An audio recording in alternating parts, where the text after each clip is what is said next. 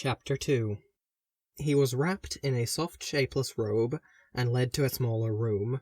He could tell it was smaller from the sweet tinkling echoes. It smelled like good deep rock. There was a bed. He slept like the dead. When he woke, his mother was there. He could barely make out her face through blurred vision, but her smile shone through his blindness and was just as glorious as it had ever been. Her soft wheat gold hair still curled around her face, and her eyes were still exactly the same shape and color as his own. He was glad.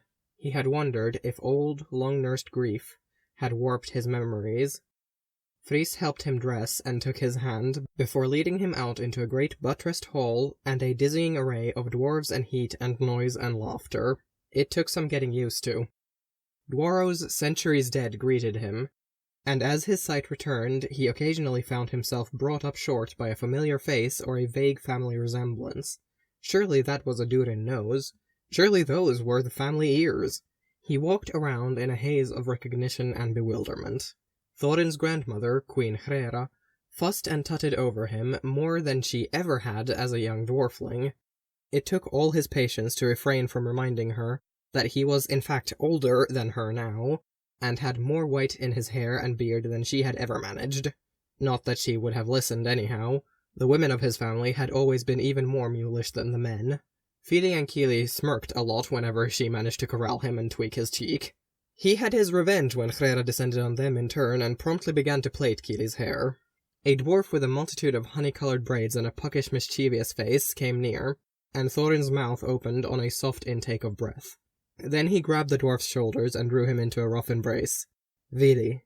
His brother-in-law silently pressed their foreheads together. "Thank you for raising them," said Vili, son of Var. "Thank you for being there when I could not."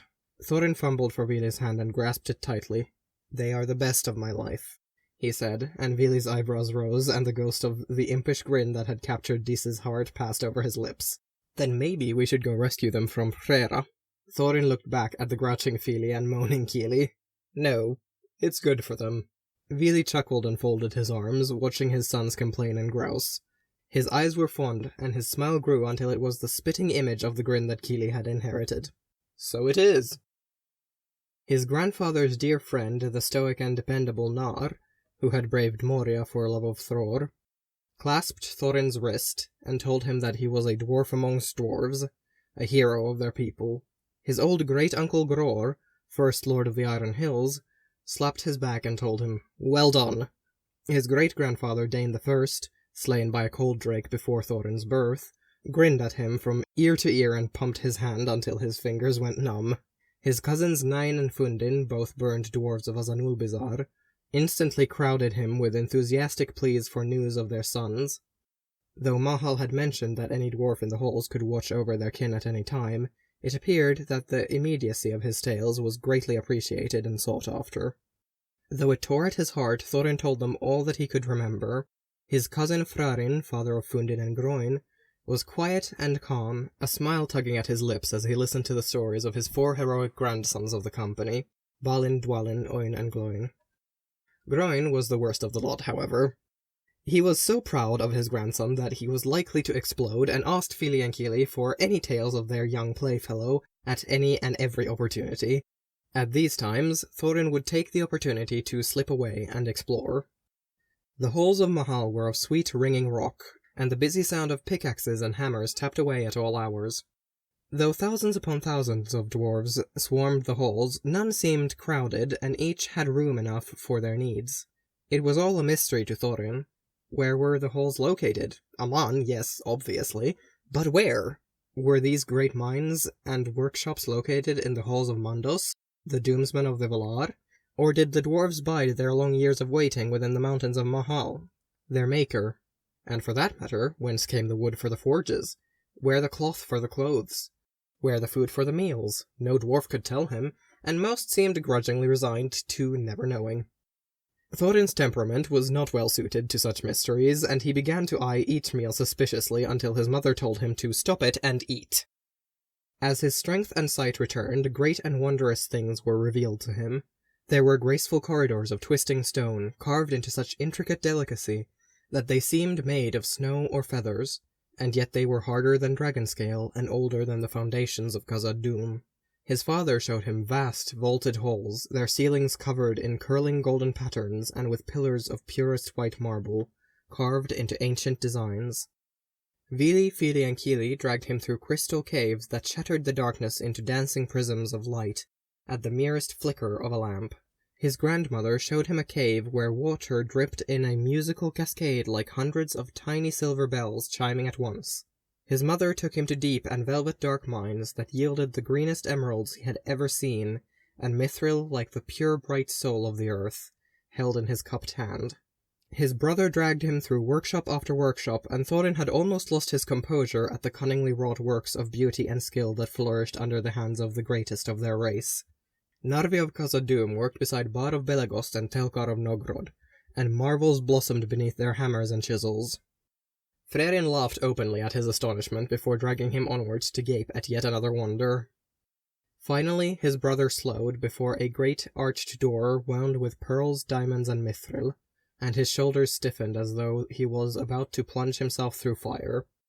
He took Thorin's hand and led him through into a round stone chamber.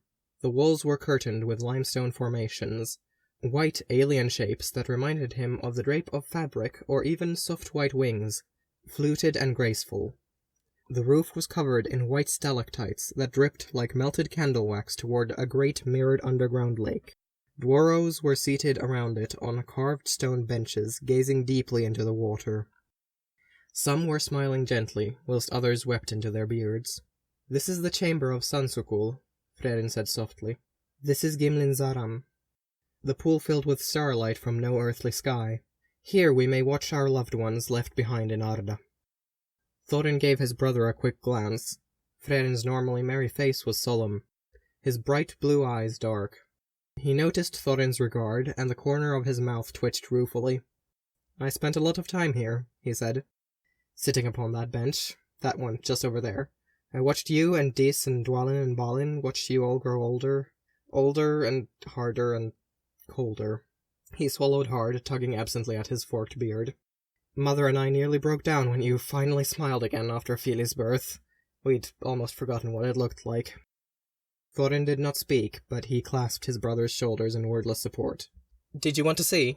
Mahal's promise leapt to mind, and Thorin hesitated.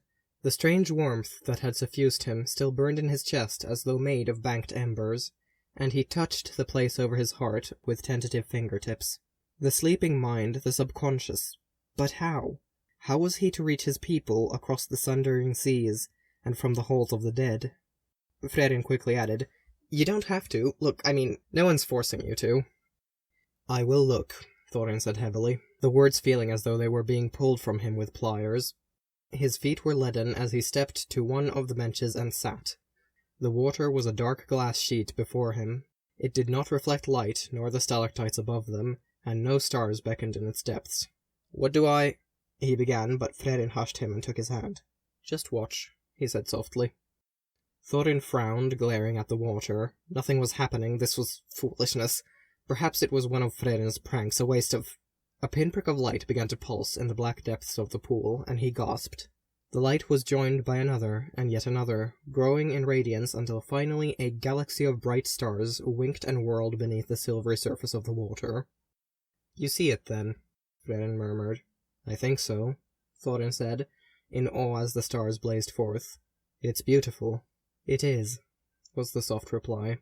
The stars grew too bright to look at directly, and he squinted as he tried to make out the pool against the glare.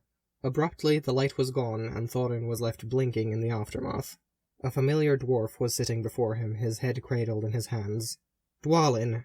Thorin cried in shock, and started forward to his oldest friend and cousin, but his arm passed straight through the body of the loyal warrior. The hand in his clamped down like an iron shackle. "They cannot hear you," Frerin said, tugging him back. "They cannot feel you. They yet live, and we are but a dream of who we were." "But—" "He cannot hear you," Frerin repeated. "Our cousin is as much a ghost to us as we are to him." "No," Thorin growled. "I was promised. Mahal gave me a gift. I can reach them." Frerin shook his head. "We all think so at first." Thorin turned back to Dwalin, who was smoothing his hands over his tattooed pate. His nose was reddened as though he had been weeping, and one of his eyes was packed tightly with cloths, while a bandage was wound tightly around his ribs. "I did not know he was injured," Thorin said. Frerin snorted. "Would Dwalin ever say?" "You bloody fool." Dwalin sighed and scrubbed at his face, before standing awkwardly and making his way with careful steps to the shelf. There he pulled down a flask, tore out the cork with his teeth, and took a long swig. "Somehow, I don't think that will help, brother," came another familiar voice. Thorin whirled to see Balin in the doorway, his white hair covered by a filthy bandage, and part of his magnificent beard cut close to reveal a nasty jagged cut along his cheek and jaw. "I'm fairly certain it wasn't in Oin's orders." "He's got his medicines, I've got mine," Dwalin growled, and took another sip. Balin heaved a sigh before limping over to the bed, and sitting upon it with a pained grunt. Thorin stepped back out of his way, and only then realized where they were. Erebor. "We are in Fundin's old quarters," he murmured. "They must have begun the restoration," Frerin said, equally hushed.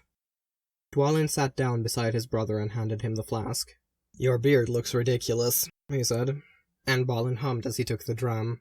"Aye, Azaghâl belkul, and you move like an old gaffer of 300. "Better than some." "True. Nori will not be so stealthy in the future, I fear, not with that steel peg for a foot." "That'll stop his thieving," Dwalin grunted and snagged the flask back.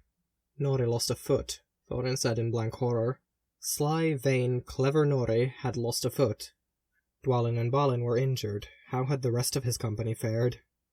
Balin held his fingers over the mouth of the flask to stop his brother from drinking, and Dwalin glowered at him with one good eye. "You've been hiding yourself here, Nadadith," Balin said gently. "The others wonder and worry about you." "I'm fine," Dwalin snapped. "Tell them not to waste their time." "You're not," Balin said. "You're mourning. It is natural, brother." Dwalin snarled and his fists bunched. "Nothing is natural now that they are dead." Balin shook his head. "That isn't what I meant. It isn't right that they are gone, but it is right that you miss them. I miss them too, so do the others. They wish to share their grief with yours, so that we can heal around our great wound together."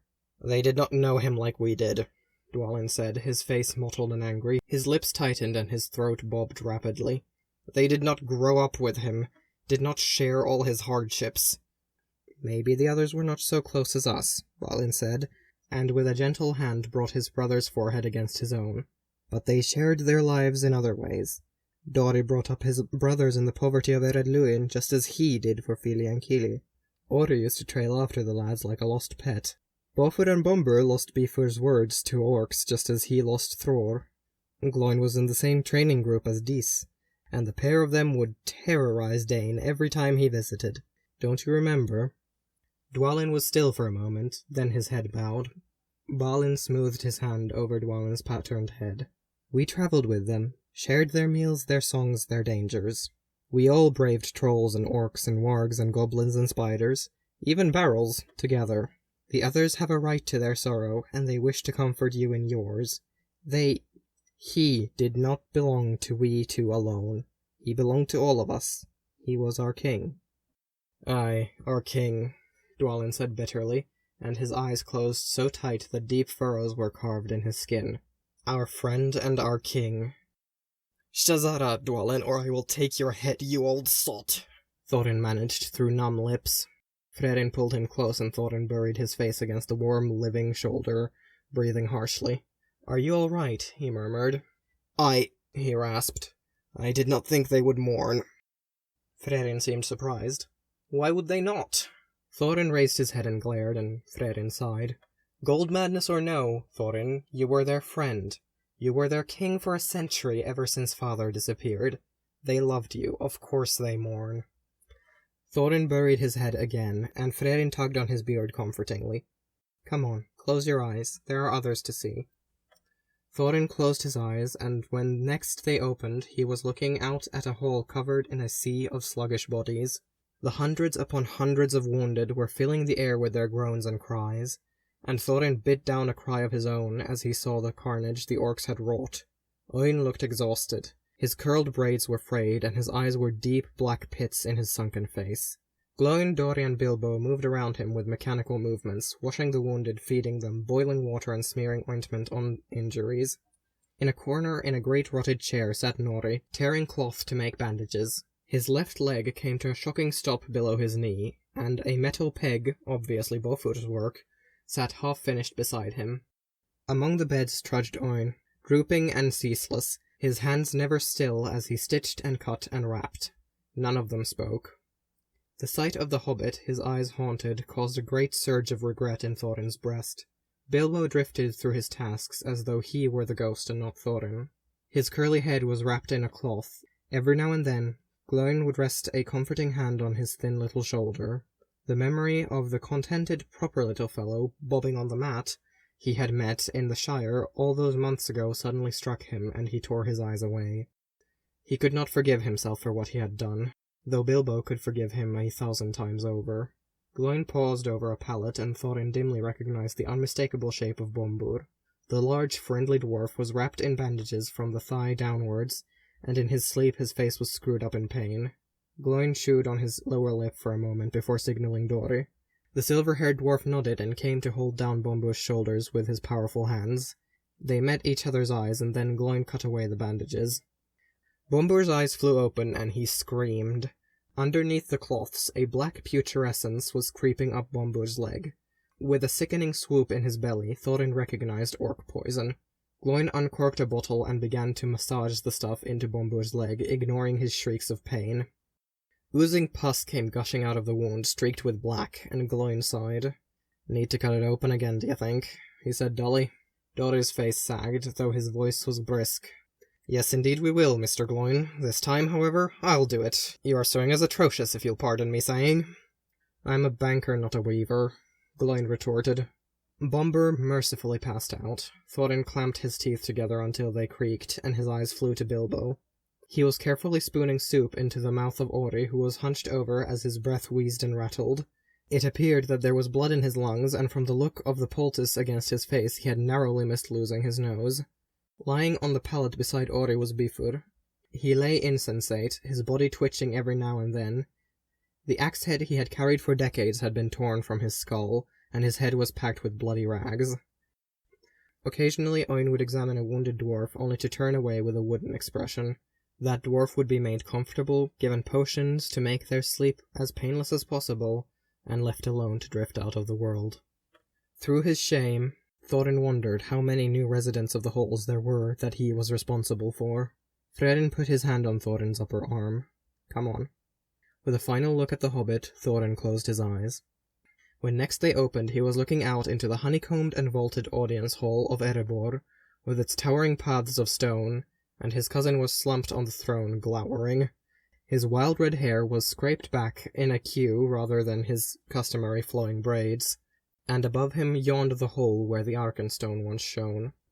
Dain seemed to have aged a century since Thorin last looked upon him. His hands moved restlessly as though grasping for his great red battle-axe Barazanthual, as he listened to the elven princeling speak. "We will help," the prince was saying. "My father has agreed. He will send food and medicines to Bard, and he can send them to you. I doubt your people will trust them, should we bring them directly." "That's a change of tune," remarked a voice, and to Thorin's great astonishment, Bofur was hunched beside the throne, his arms folded, and the pitiful remains of his hat crammed on his head. His normally cheerful face was pulled down into lines of suffering, and the light in his eyes was cynical and cold. "Thought you didn't believe in helping us." The prince gave Bofur one of those ageless, inscrutable elven stares. "A friend of mine made me see it clearly," he said eventually. "This is our fight." "A convenient time for you to finally see sense, now that the dragon is dead and everything lies in ashes," Dain growled. The prince inclined his head regretfully. "We will help," he repeated. "Elves," said Frerin sourly. "Always too early or too late." Bofur seemed to agree wholeheartedly. He pulled his tunic straight with a sharp jerk and a contemptuous snarl and stalked away. Dain watched him go with weariness written all over his face before turning back to the elf. "Forgive him, Prince Legolas," he said. "He suffered at the hands of the hospitality, shall we call it? And later, of course, it seemed that men and elves alike would happily clamber over their corpses in order to steal that which rightfully belongs to our people. Dwarves do not forget an injustice. I hope dwarves will also remember that we fought for them, in the end, said Legolas quietly. Aye, possibly. Dane sighed loudly and then pulled a sheet of parchment closer. Don't hold your breath, though, laddie. Legolas's mouth tilted upwards the very smallest amount. Is Dane signing a treaty? Thorin sputtered in outrage. He is! Dane, stop that! Cast this traitor elf out of my mountain, throw him from the highest peak! Frerin rolled his eyes. I wouldn't speak of throwing anyone from anywhere if I were you. Bilbo. The guilt suffused him once more, and Thorin's mouth snapped shut. That was cruel, he hissed. So were you, Frerin pointed out. Dane will do what he must. The Elven King is powerful, and Mirkwood stands between Erebor and the southern kingdoms of men. Erebor needs his goodwill for trade, if nothing else. At least his son doesn't seem so bad. This son of his threatened to kill me. And you handled the situation with such tact and diplomacy, I'm sure. Dane knows that Erebor is the watchtower of the north. It guards all free peoples, not just the Dale folk and the dwarves. But Dale is a ruin and may be one for some time, Frerin interrupted. In the meantime, food must come from somewhere, and the elves have it and the men do not. Open your eyes, Nadad. He's right. You may not like it, but Dane is better at this than you. He has ruled the Iron Hills ever since Azanulbizar, 140 years of peace and prosperity. He's a proven leader and politician, and he knows this stuff inside and out. Better than you or I, wanderers that we were. How do you know this? Thorin said, rounding on his brother. You hated lessons. Frerin shook his head in exasperation. Because I have watched for decades upon decades. How do you think? Thorin grunted and turned back to Dane. The grizzled old warrior nodded to the prince, who bowed in response. Then the elf left, his robes flowing out behind him as upon silent feet he walked down the long and broken stone walkways. Dane rubbed at his forehead before standing and making his way past the throne to the door set behind its base, opening it and stepping into the king's antechamber. There he paused and leaned heavily upon a table, and only then did Thorin notice the bandage wrapped around his leg. Blood was seeping through it. He is wounded, he said. Frerin raised his eyebrows. You know Dane. Wouldn't show a weakness if his life depended on it. That dwarf is iron all the way through. Stubborn idiot, Thorin said, as Dane massaged the edges of the wound with his huge fingers. It's a proud family trait, Frerin grinned.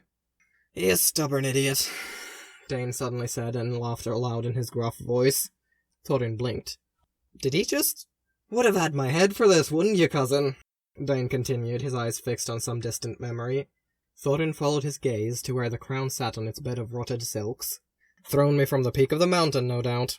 Well, I dearly hope there's no elves where you've gone, else you'd be even grimmer in death than you were in life. Instead, you trap me in this damned stinking place, and leave me to deal with this mess. Me dealing with them bloody enigmatic weed-eaters and those pompous, grasping men. And don't get me started on wizards. If you were here before me, Thorin, you stiff-necked bastard, I'd cut you down myself, I would. Durin's hammer and tongs, Frerin whispered. Did he? Do you think he can't? I told you, Thorin said thickly. Mahal gave me a gift. They will sense my words in their deepest minds. Frerin stared at him. I know, Thorin closed his eyes. I am unworthy.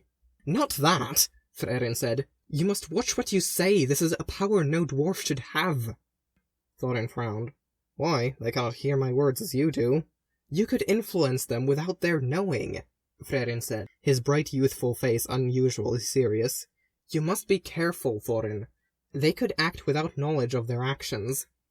Opening his mouth to retort, Thorin abruptly recalled the subtle power of the gold, and his desperate determination to see the treasures of his people safe in dwarven hands. Troubled, he turned to Dine. Aye, but Dine was gone. In his place lay a weeping Dwarrodam, her head thrown across her crossed forearms, and her dark hair streaked with silver, splayed about her shoulders. The room about her was neat and modest, nothing like the ruined grandeur of Erebor.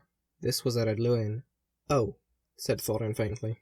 She did this after Azanulbizar as well, said Frerin, his voice subdued. For months and months, you You didn't see, you were travelling back from Moria with the dead and wounded. She stayed strong in the face of the court, and she guided our people in our grandfather's absence, but she wept in the silence of her rooms. The sole survivor of Thród's line sobbed into her sleeves, and in her cries of despair was a deep and echoing loneliness that shook Thorin to his core. "Sister," he said miserably, the guilt an almost physical ache. "Sister, please stop. It is all right. It will be all right." "No," Frerin said sharply and pulled Thorin's face back to his. "If she can hear you, deep within, tell her what she needs to hear. Tell her." His brother took a painful breath. "Tell her as I wished I could." Thorin stared wretchedly at Frerin, his lost brother, here with him in the shared embrace of death. Then he looked over at Dis, their stubborn, steel-willed baby sister. Dis wrapped her arms around her body and let out a long, low moan. A message was crumpled in her hand. Her eyes, darkest brown like Thrain's and Kili's, were awash with tears that streaked down her cheeks to soak her intricate, pattern-shaved beard, and her strong Durin nose was reddened from her crying. "Dis," Thorin began hopelessly, and then looked back at Frerin. "Gather your courage, O king under the mountain," he said in a low voice. Thorin straightened his shoulders, and then tentatively sat beside his sister.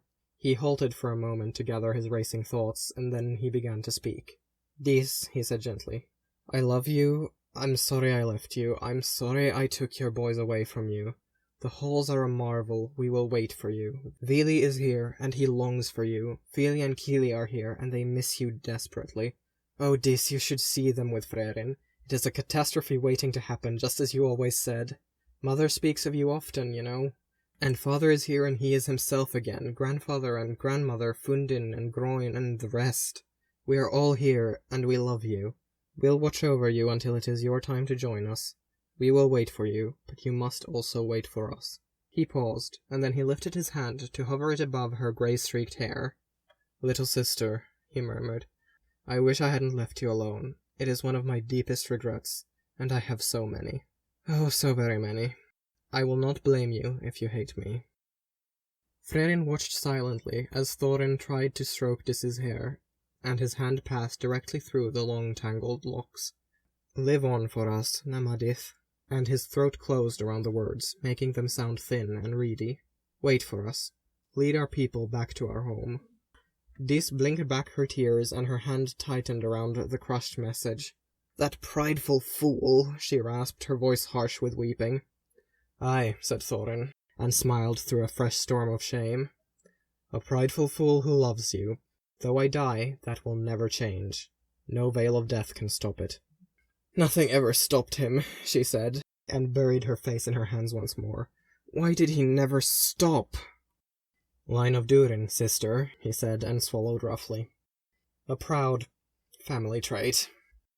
"Damn the line of Durin to the nethermost pits of Moria," she hissed into her palms, and her voice began to rise with barely contained anguish. "Damn our line, and damn our pride, and damn our name, and damn our blind, willful madness! Let the dragon have Erebor if it would bring them back to me. I would have them here. How am I to go on alone? My sons are gone, my brother gone, our line is spent, and I am alone." She whirled and took a cup on her dresser and flung it against the wall with a cry of rage and misery. "You will go on," said Thorin. "You will, daughter of kings, best of sisters. You are as stubborn as the rest of us." She collapsed across her bed, and her tears began anew. Thorin stood and sighed. "Months, you say?" he said grimly. "Months," said Frerin. "Do you think I reached her?" "I think it might take a few more attempts," said Frerin wryly. Thorin sighed again and closed his eyes. When next he opened them, he was upon a parapet looking down over the gates of Ered Luin. He blinked tiredly, the hollow ache under his ribs throbbing as though it was a second heart. "But who is there left? Who of our family have we not seen?" Frerin inclined his head. "Ah, of course, the least and littlest, and certainly one of the loudest." "Who?" Thorin turned. A burly young dwarf, not even 70, was stacking wood for the braziers that would warm the night watchman. His bright red hair was pulled back into workman's braids, his short beard thick on his cheeks, and tied into two small braids that stuck out either side of his chin. His face was set and pale. "Gloin's son?" he said in surprise.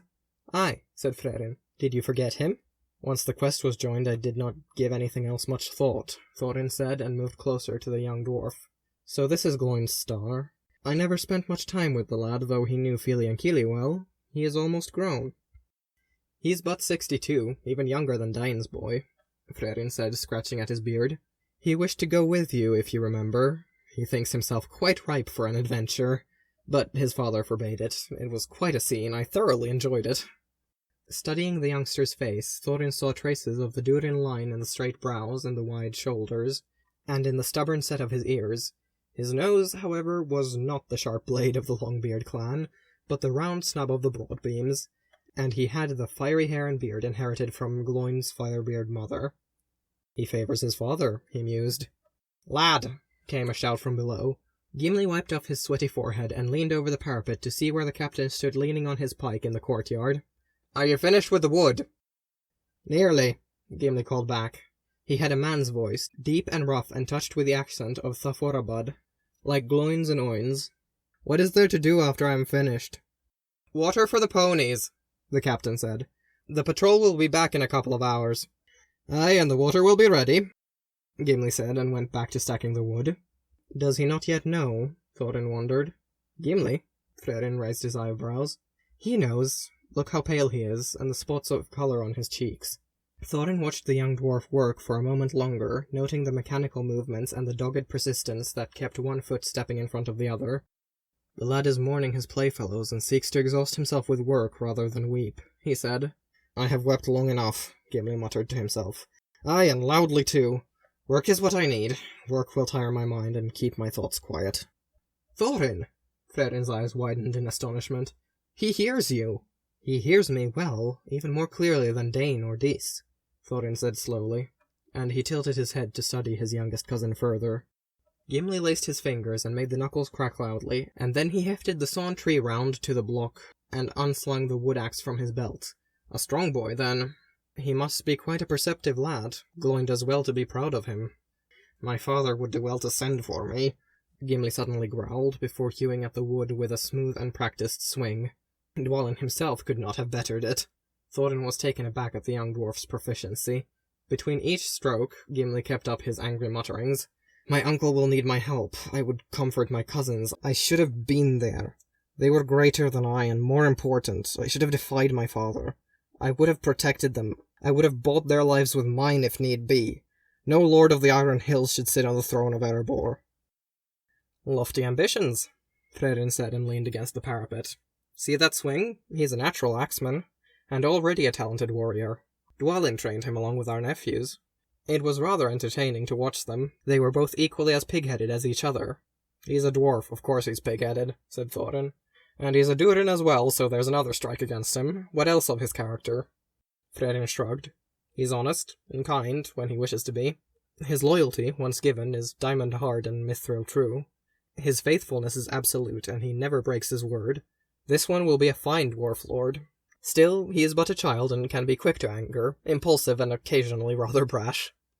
This child is 14 years older than you ever were, Thorin thought. Aloud, he said, So, just like you then. And Frerin grinned, though it was somewhat dimmed by the suffering they had seen. I was never so loud. You were louder, believe me, Thorin said, and turned back to Gimli, who was chopping away with a will. So, there is still a young one left. Not all our children are spent. Not all, agreed Frerin. Dain's son Thorin rules the Iron Hills as regent, and Gloin's star still shines. Gimli stacked the last of his wood, and then leaned heavily on his axe, as he lifted his ruddy head in the thin late afternoon sunlight. Ah, my friends, he said softly. Gaubdûkhimâ gagin, yâkùlib Mahal. I will miss you. May they never forget you. Thorin's eyebrows lowered, but before he could say more, he blinked and was whirled away. The pool lay sparkling before him, the stars winking and fading in the depths. Thorin's neck was stiff, and he straightened with a groan before touching his face with his fingertips. His cheeks were wet. Frerin stepped beside him and pulled him up by the arm. Are you all right? Thorin gazed at him for a long moment, and the weight of all his mistakes was heavier than the mountain. No, he said, and turned away. Frerin gently took his hand and led him from the pool. Thorin thought on all he had seen, and bowed his head. Ruin and despair had been left in his wake, and his sister, cousins, and companions were left with the whole terrible, sorrowful mess. The only flickering light in the darkness was a muttering young dwarrow who chopped wood with a warrior's swing, who wore Durin's brow and a broad-beam nose and the bright red hair of the Firebeards.